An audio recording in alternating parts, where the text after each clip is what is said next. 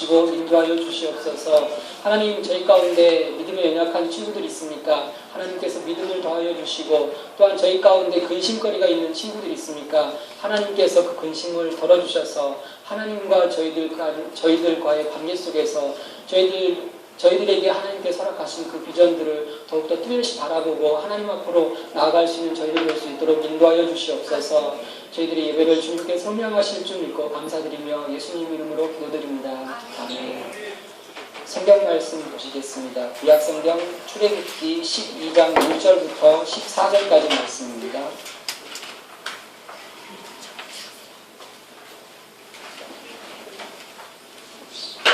구약성경 98조 출애굽기 12장 1절부터 14절까지 한 절씩 저와 여러분이 교독하도록 하겠습니다. 다 찾으신 줄 알고 제가 1절부터 읽도록 하겠습니다. 여호와께서 애굽 땅에서 모세와 아론에게 일러 말씀하시되 너희는 이스라엘 온 회중에게 말하여 이르라. 이달 열흘에 너희 각자의 어린 양을 취할지니 각 가족대로 그 식구를 위하여 어린 양을 취하되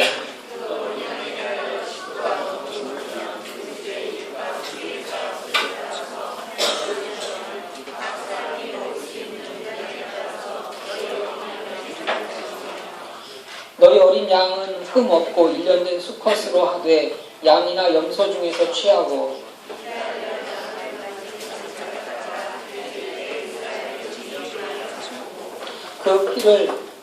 그 피를 양을 먹을 집 좌우 문설주와 인방에 바르고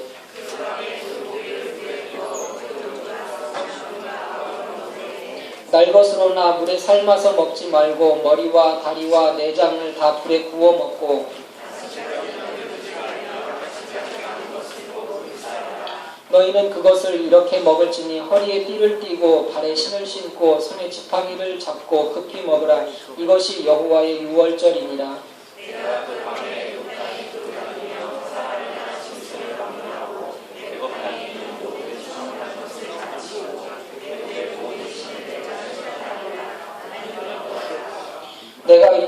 내가 애굽 땅을 칠 때에 그 피가 너희가 사는 집에 있어서 너희를 위하여 표적이 될지라. 내가 피를 볼 때에 너희를 넘어가리니 재앙이 너희에게 내려 멸하지 아니하리라. 너희는 이 날을 기념하여 여호와의 절기를 삼아 영원한 규례로 대대로 지킬지니라. 아멘.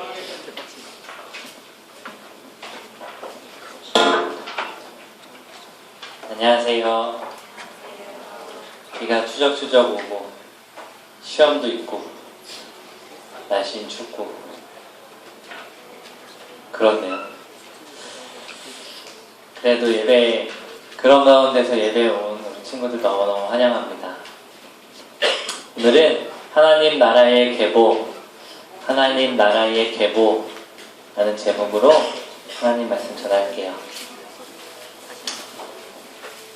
자, 앞에 보고 그렇지. 이렇게 하면 또 그 얼굴들이 처음에 제가 설교를 시작하면서 앞에 봅시다 라고 이야기하기 전에는 제 눈에 보이는 건 보통 까만색이에요. 앞에 보고 이렇게 들잖아요. 여러분들 다 들잖아요. 그럼 제가 보는 화면이 되게 환해져요. 되게 어둡다가 환해져. 그러니까 저에게 정수리 말고 혹시 또 급한 김에 머리 못 감고 온 친구들 있다면 더더욱 정수리 말고 얼굴로서 됐습니다. 지난 2주간의 말씀을 좀 기억해 봅시다. 첫 번째는 하나님의 선교라는 제목으로 말씀을 전했어요. 요지는 간단했습니다. 하나님께서 하나님의 나라를 확장시키기 위해서 직접 일을 하고 계신다는 주제에서 이야기를 했죠. 하나님의 나라를 완성시키기 위해서 하나님께서 직접 일을 하시지만 하나님이 직접 나타나셔서 현상을 움직이시는 건 아니었습니다. 누구를 통해서 하시는데 하나님의 백성들이었죠. 하나님의 백성들의 모습은 좀 시대마다 달랐어요. 우리 성경책 펴보면 알죠. 처음에는 아브라함의 가족이 하나님의 나라의 어떤 모형으로서 소개가 처음에 되기 시작하죠. 그랬다가 이집트에 들어가서 사람들이 많이 늘어나고 한 나라의 형태로 하나님의 나라가 이제 보여집니다. 다 들었던 얘기죠. 다윗 왕 때에 결국은 어떤 장소에 있었던 어떤 나라의 하나님의 나라의 모습이었던 이스라엘, 결국은 국가라는 그 모습으로 지어졌던 하나님의 나라는 하나님을 마음으로부터 떠난 이후에 그 나라도 망하게 됐죠. 이스라엘은 바벨론과 아수르에게 멸망당했습니다. 그래서 신약 시대에 들어와서 예수님이 오신 이후에 새로운 패러다임으로 하나님께서 하나님의 나라를 완성시키고자 하셨고, 그것이 어디에 모여있는 한 백성이나 민족이 아니라 예수님을 주로 고백하는 사람들의 나라. 그래서 그 나라를 이 땅 가운데의 교회라는 공동체를 통하여서 확장시켜 나가시는 조금 다른 패러다임으로 바뀐 것을 알고 있죠. 우리는 그 시대를 살고 있습니다. 누군가가 성경이 무슨 이야기입니까? 성경이 도대체 무슨 얘기를 하는 책입니까? 라고 물어본다면 대답할 수 있는 내용은 참 많아요. 이렇게도 얘기할 수 있고 저렇게도 얘기할 수 있지만, 우리가 3주, 2주 동안 들었던 내용을 이제 요약해서 이야기를 해보자면, 성경은 하나님께서 하나님의 나라를 완성시켜 나가는 이야기입니다. 라고 할 수 있습니다. 성경이 처음 표현되기 시작했던 태초, 그리고 우리가 알고 있는 믿음의 조상 아브라함 때를 생각해 볼까요? 믿음의 조상 아브라함의 연대를 학자들이 기원전 2166년으로 잡습니다. 물론 아주 정확한 건 아닙니다. 너무 옛날 일이니까요. 그때 당시에 뭘 남긴 것도 아니고 기록이 충분한 게 아니기 때문에 조금씩은 차이가 있지만 기원전 2166년 정도로 잡아요. 이게 얼마나 옛날이냐면 한국사에서 이제 나오는 연대로 따져서 비교해 보자면 단군이 성읍을 정한 때가 기원전 2333년이에요. 아브라함이 기원전 2166년이니까 단군이 조금 더 선배네요. 사실은 우리가 성경을 자꾸 접하니까 구약시대 이야기가 우리가 알고 있는 좀 가까운 이야기라고 생각되지만, 사실 아브라함은 그 철기 시대 전에 뭐였죠? 그렇죠. 훌륭해요. 청동기죠? 우리 고등학교 친구들 대학 가야죠? 대답 잘하셔야 돼요. 네, 청동기 시대. 청동기 시대 사람이었죠. 아직 철기가, 그래서 다윗 시대쯤에 와서는 철병거, 그러면 거의 핵무기죠. 철병거. 우리는 그냥 철병거인가 보다, 벤허 이런 데서 나오는 그냥 말에 달려있는 무슨 병거인가 보다 싶지만, 청동기, 철기 이 시대, 철기 이 시대라고 그래서 다 철기를 가지고 있는 게 아니에요. 정말 그 장군들이나 앞에서 사람들이나 조금 가지고 있는 거고, 나머지들은 몽둥이 수준의 을 가지고 전쟁. 우리가 이스라엘의 전쟁, 모세와 여호수아의 전쟁 그러면 우리는 로마 시대의 전쟁 이런 걸 생각하지만 안 그래요. 원시인들이에요. 가서 몽둥이로 때려잡고 그러다가 이기면 좋고 그런 시대였습니다. 사실 이 성경의 많은 시대들을 이렇게 쭉 나열해보면 사실 그 문화를 다 이해하면서 그 성경을 받아들여야만 하는 어떤 갭이 있어요. 그러니까 우리는 성경에 대해서 많이 오해하고 있는 부분들도 있어요. 그런데 그 많은 문화들의 차이, 성경 안에서도 다 다르잖아요. 제가 이야기했던 아브라함 시대도 다르고 다윗 시대도 다르고 또 예수님이 오셨을 시대는 또 다르고, 예수님이 오셨을 시대의 아브라함 시대를 생각하면 완전히 미개, 옛날 이렇게 생각하지만 우리 입장에서 보면 그들이나 비슷비슷하잖아요. 그러니까 우리가 아브라함 시대 생각하면서 전쟁 그러면 떠올리는 게 로마 병정들 나와서 싸우는 그런 생각을 하는 거죠. 이 큰 갭을 어떤 책 한 권에 다 아우르면서도, 그래서 어떤 주제가 아브라함의 때와 예수님의 때가 공통으로 내세울 주제가 참 없어요. 이렇게 얘기하면 좀 어려운데, 그럼 예를 들어서 얘기를 해볼게요. 한국에서 쓴 소설을 아마존에 있는 어떤 한 부족, 글도 없고 말도 없는 어떤 한 부족의 갖다 어떻게든 번역을 해서 그 사람들 말로 뭐 번역을 해서 줬다고 해봅시다. 그 사람들이 그 소설을 이해하겠어요? 공통점이 그 문화의 사이에는 공통점이 너무 없는 거예요. 갖다 주면 뭐 엘리베이터가 뭔지 알겠어요? 소설에 엘리베이터를 타고 뭐 1층으로 갔다. 뭐 자동차를 탔다. 그 사람들한테 뭐 번역할 때는 뭐라고 해요? 우마차를 탔다? 이렇게 번역을 해야 될까요? 갭이 너무 커서 서로 이해하기 어려운 거예요. 이 성경도 사실은 이 아브라함 시대 뭐 쭉 이어오면서 사실 지정학적인 위치는 좀 비슷하죠. 팔레스타인 지중해 동부 지역 그쪽 지역이니까 뭐 제가 이야기한 것처럼 아마존과 한국을 비교하는 것과는 좀 다르지만 어쨌든 큰 문화의 차이가 있단 말이에요. 시대적으로. 우리가 조선 뭐 우리는 사극을 너무 많이 봐서 사실 잘 알긴 하는데 아주 그 더 옛날 시대와 지금을 비교하자 그러면 그 문화를 글로 썼을 때 우리가 그걸 보고 이해를 하겠어요? 제 아내가 마산 사람인데 명절에 가면 마산에 내려가잖아요. 그럼 제 아내 집에는 할머니도 같이 사세요. 아내의 친할머니죠. 근데 이 경상도 말이 꼭 가면 하나씩 모르는 말을 하세요. 이번에는 야야 니는 우리 와이프한테 아내한테 하는 얘기가 야야 니는 증지에 먼저 들어가라. 정지가 뭐? 알고 봤더니 부엌이더라고요. 정지. 왜 정지지? 옛날에 또 처음에 갔을 때는 저보고 하신 말인데 야야 니는 낮은 태가 안 튼다 이런. 제가 나이 든 티가 안 난대. 젊어 보인다는 얘기를 하시더라고요. 이게 한국 안에서도 이렇게 다른데 상당히 많은 문화의 차이가 있습니다. 성경 안에서도. 그런데 그럼에도 불구하고 이 성경을 하나로 꿰뚫을 수 있는 주제가 바로 하나님의 나라라는 주제예요. 그 긴 시절 태초에서부터 시작해서 예수님이 오시기까지 그 긴 세월과 시대를 다 아우르면서도 한 번에 꿰뚫을 수 있는 주제가 하나님의 나라입니다. 하나님의 나라.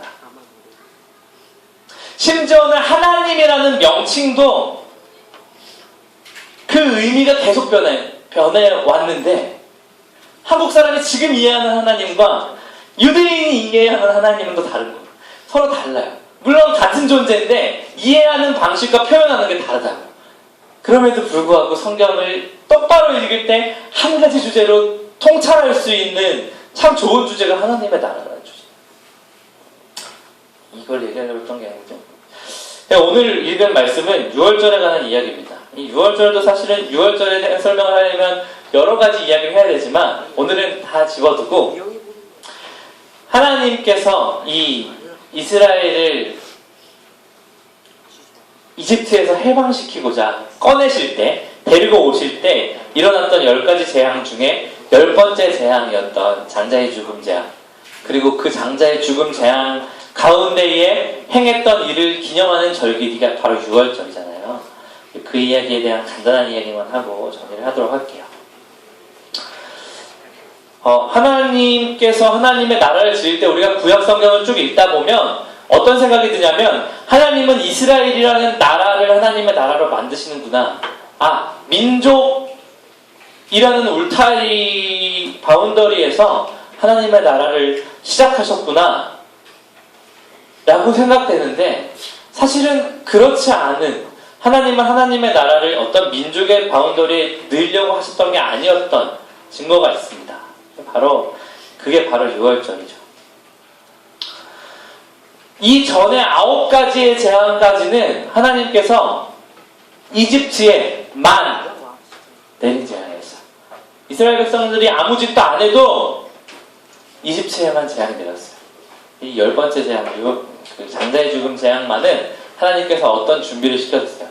이 준비는 이집트 사람이나 이스라엘 사람에게 공통적인 어떤 한 가지 약속을 이행하면, 한 가지 룰을 지키면 이집트 사람들도 그 재앙에서 벗어날 수 있었고, 반대로 이야기하면 이스라엘 사람도 하나님께서 약속하셨던 그 룰을 이야기하신 그 룰을 지키지 않았으면 이스라엘 백성들도 벌을 받을 수밖에 없는.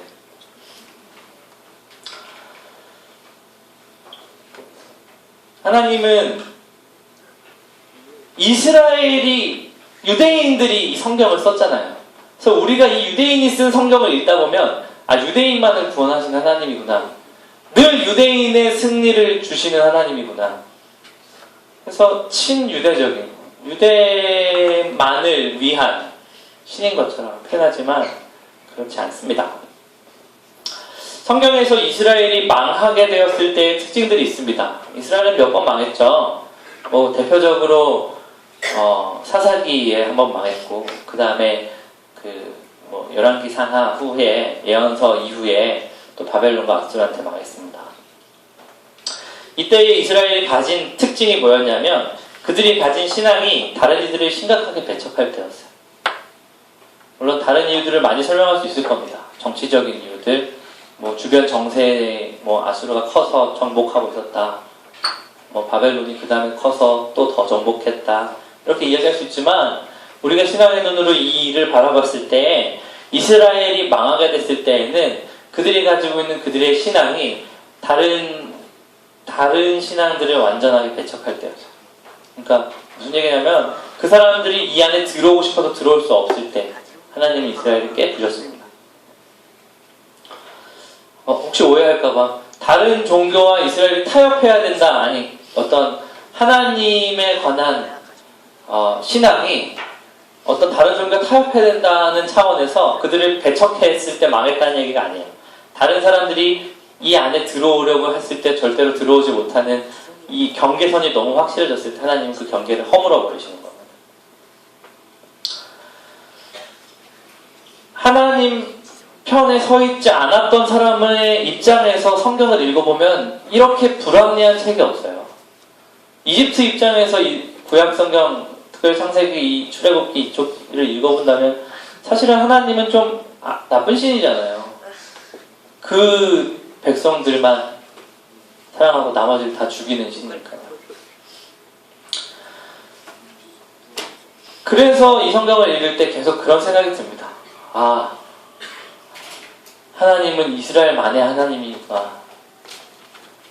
근데 감사하게도 이 6월절 이 기사 때문에 하나님께서 전 인류를 사랑하신다는 걸 깨달을 수가 있어요. 하나님의 나라의 백성이 먼저 된 우리죠. 우리는 이미 하나님의 백성이니까. 제가 이 교회를 다니면서 정말 제 마음속에 늘 싫은 성경 구절이 하나 있는데 바로 먼저 된 자가 나중되고 나중된 자가 먼저 된다. 그걸 들으면 저는 모태신앙이거든요. 그 말씀을 읽으면 뭔가 좀 얹잖아요. 이게 하나님 말씀이니까 당연히 아멘하고 받아야 할 것인데도 저는 뭐 시간상으로 따지면 먼저 된 자니까. 그런데 이 말씀을 인정하고 나갈 수 있을 때 교회가 살아나게 되더라고요. 사실 중요한 포인트입니다. 정리합시다. 3주간 별로 연관성 없어 보이는 3가지 이야기를 했습니다. 첫 번째는 하나님 나라의 선교에 대한 이야기였고, 두 번째는 신앙 고백에 대한 이야기를 했습니다. 오늘은 하나님 나라의 계보에 대한 이야기를 합니다. 3가지로 정리를 하겠습니다. 첫 번째는 우리가 알아야 할 것은 하나님께서 하나님의 나라를 얼마나 짓고 싶으신지 그 감정을 우리가 공유하는 겁니다. 저도 좀 더 알고 싶어요. 얼마나 열망하실까? 하나님은 하나님의 나라를 완성하게 시키시기 위해서 우리는 그 하나님의 품성을 우리 마음 가운데 좀 공유하기 위해서 노력해야 합니다. 하나님이 하나님의 나라를 완성하고 싶으신 이만큼 완성하고 싶으시구나. 내가 정말 그것에 도움이 되고 싶다. 그것부터 시작해야 합니다. 둘째는요, 하나님은 하나님의 나라를 여러분들 통해서, 친구들 통해서 하고 싶어 하신다는 겁니다. 답답하시지 않으세요? 내가 하나님이라면 다 해버리면 되는데. 제가 전도사라는 직책을 받고 가장 힘들었던 게 어떤 일을 누구에겐가 위임하는 일이었어요. 여러분도 책임자의 위치에 갔을 때 느껴볼 수 있을 겁니다. 제가 하는 게 편해요. 못해도 제가 하는 게 편합니다. 그러면 그 일에 대해서 제가 책임지면 됩니다. 위임하는 법칙이 정말 힘듭니다. 맡겨야 되는 거. 신경 쓸 게 훨씬 많아요. 줘야 되고, 중간중간 관리해야 되고, 그리고 그 사람이 못했어도 그 책임은 제가 져야 되는 거. 하물며 하나님이, 그 하나님께서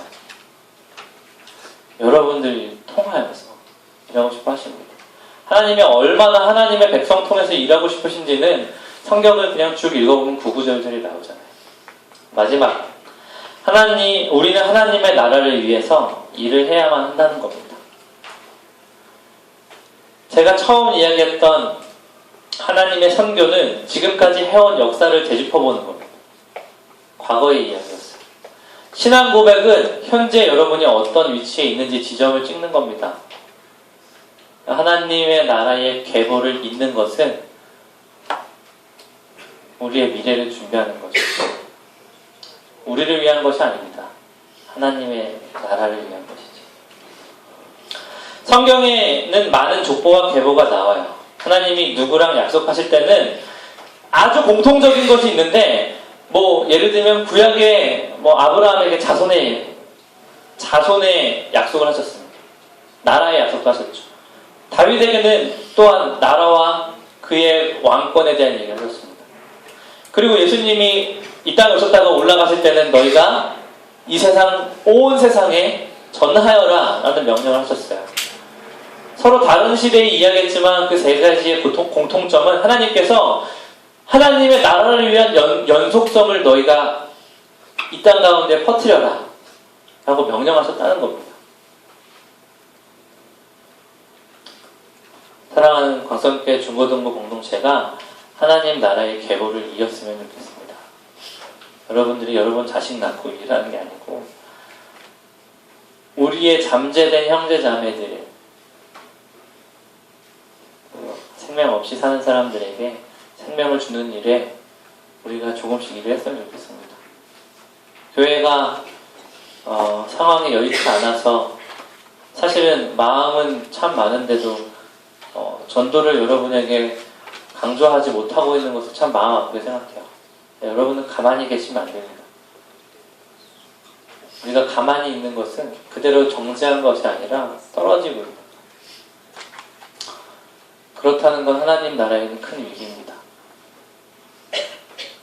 저는 넘버 플레이에 전혀 관심이 없습니다. 여기에 100명 되고 200명 되면 기분 좋겠죠.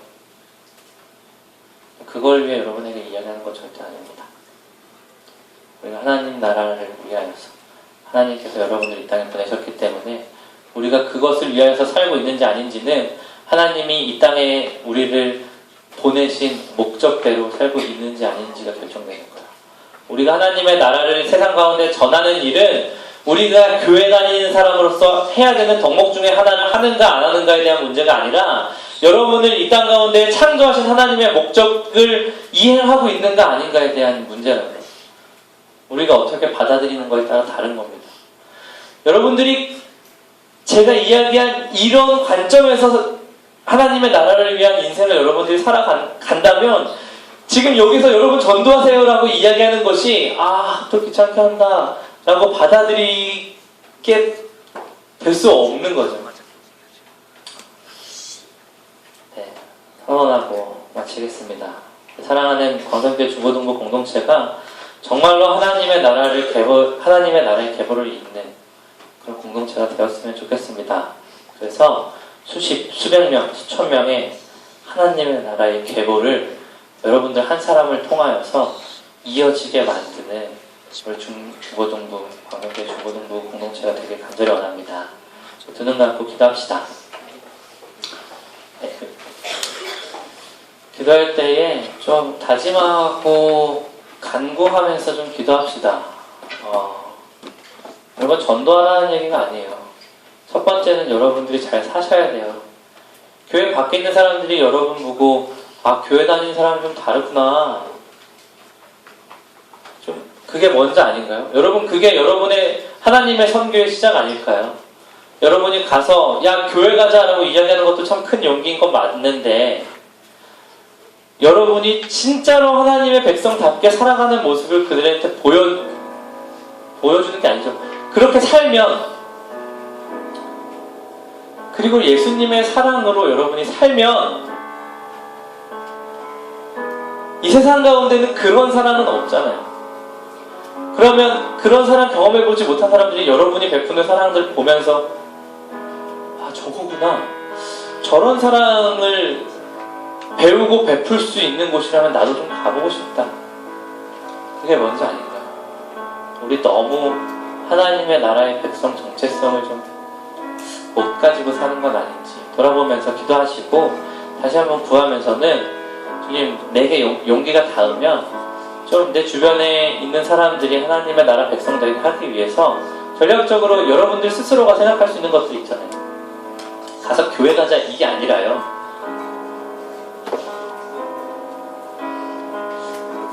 기도할 때에 우리 그런 지혜를 위해서 기도하시고 우리가 하나님의 나라의 백성의 정체성을 잊고 살아가는 것에 대해서 회개하는 그 두 가지의 기도로 기도하겠습니다. 기도합시다.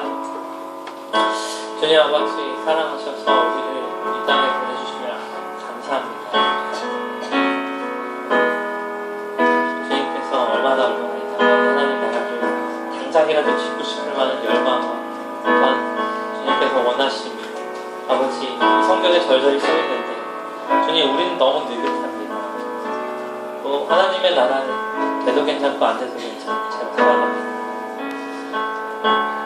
초대교회 교인들이 마라나타 주 예수여 속히 오셨어서 고백했던 그런 고난 가운데 있지 않아서 참 편하고 행복해서 하나님의 나라는 완성되면 좋은 것이고 우리의 때에 완성되지 않아도 괜찮은 것처럼 그렇게 살아갑니다. 하나님의 열망 우리 가운데 주시옵소서. 우리도 하나님처럼 하나님의 나라가 빨리 완성됐으면 좋겠다는 열망을 가지고 살 수 있도록 역사해 주셨옵소서. 이 땅 가운데 천년만년 살 것처럼 하루하루를 살아가는 내게 주어진 미래가 수십 년 수백 년 이미 보장되어서 나에게는 종말이 없을 것처럼 살아가는 주님 부르심의 한순간입니다. 우리 하나님의 나라를 위해서 지금 살고 있는 한순간 한순간을 주님을 위하여 살아가자.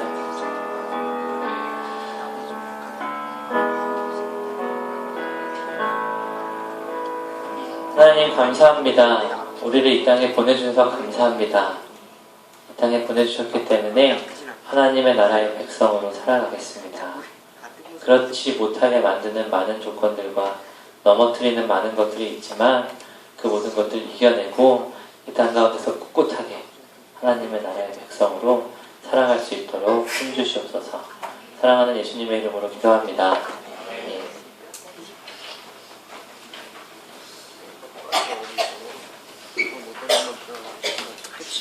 네, 우리 하나님께 기준 한번 드립시다.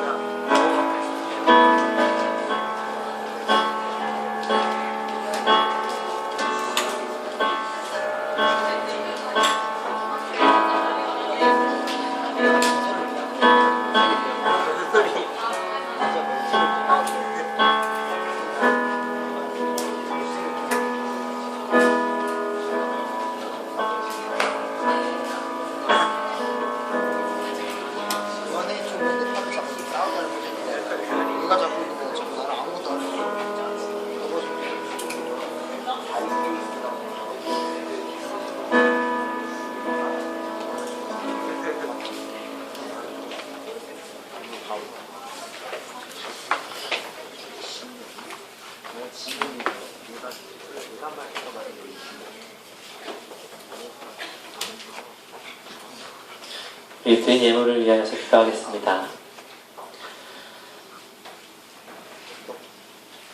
하나님, 우리가 하나님 주님께 드릴 수 있는 것 주셔서 감사합니다. 사실 감사한지 잘 모르고 살아가는데 그래도 이렇게 드릴 때에 하나님이 우리에게 주신 게 그래도 이만큼 있었구나 라는 것이 좀 깨달아지는 것 같습니다.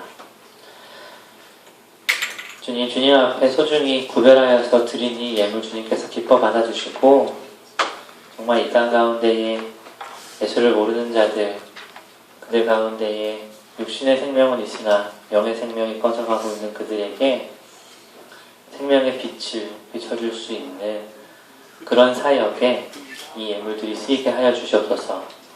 특별히 구별하여서 그들의 10의 1조를 드리고 또한 1,000번제를 드리는 손길들이 있습니다.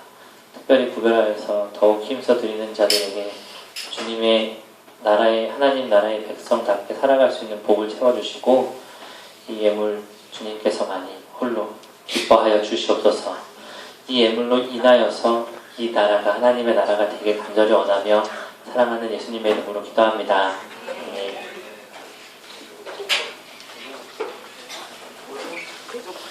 자, 우리 하나님 가르쳐주신, 예수님 가르쳐주신 기도로 제가 연초회랑 이거 안 했었죠. 한 번도 제가 그 주기도문 하기 전에 앞에 추임새를 붙인 적이 한 번도 없죠. 제가 맨날 이 주기도문 할 때 사실 앞에 붙이는 말이 있어요.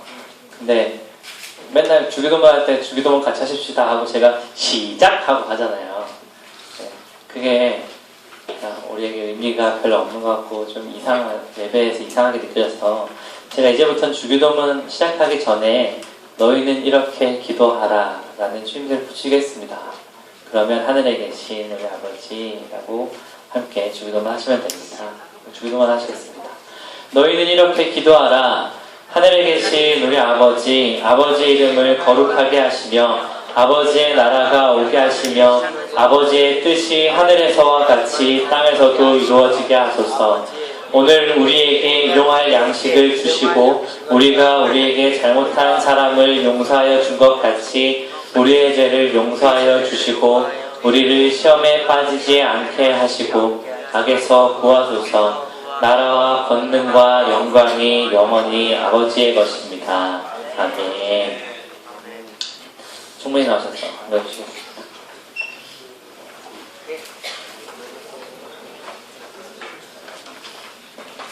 샬롬. 샬롬. 여기 아니에요.